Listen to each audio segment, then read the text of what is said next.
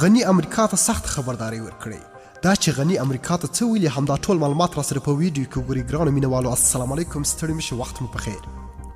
غني امریکا د 15,000 طالب بندیانو د خوشکولو صلاحیت نه لري.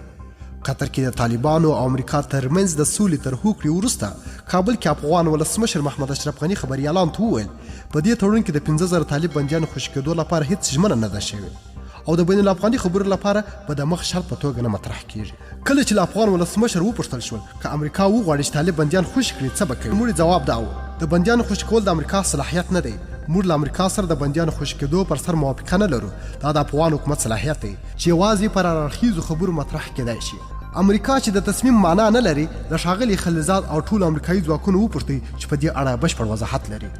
ښاغلي غني وویل د طالبانو سره د افغان حکومت خبرې د هغوی د بندیانو خوشي کېدل نشي راوستل کېدلی، خو دا شرط نشو ګڼلی، دا ځلشنیت مطرح نه دی. ولسمشر غني وویل د طالب بندیانو د خوشي کېدو په اړه باید افغان ولس باوري وي. هغه چې خوشي کېږي د ملت په وړاندې به نه درېږي او وسلې ته به مراجعه نه کوي. ده وویل په دومره لویه کچه د بندیانو خوشي کول وخت ته اړتیا لري. یوازې 100 کسان خوشي کول وخت غواړي، 15,000 خو لا پر ځای پرېږده.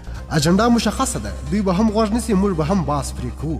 د امریکا او طالبانو ترمنځ هوکړه د افغانستان له زندانونو 15,000 طالب بندیانو او طالبانو سره د زرو بندیانو د خوشي کېدو خبر هم شوی چې په راتلونکو 10 ورځو کې به خوشي کېږي. په قطر کې د طالبانو سیاسي دفتر غړی امیر خان متکي وایي امریکا سره د سولې خپلمنځي تړون لاسلیک کېدو وروسته به اوس د بندیانو تبادلې پړاو پیل شي. نوموړي د بي بي سي خبريال شعیب شریفي ته وویل د بندیانو د تبادلې نه وروسته به بین الافغاني مذاکرات پیل شي.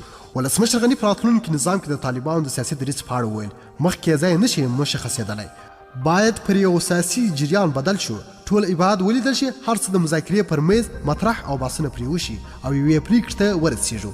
ډېره مننه چې ویډیو مو راسره تر پایه وکتل. کوم خوښ شوي لایک یې کړئ، کوم چینل نوی سبسکرایب کړئ چینل سبسکرایب کړئ. تر بیا او بلې ویډیو د الله په امان.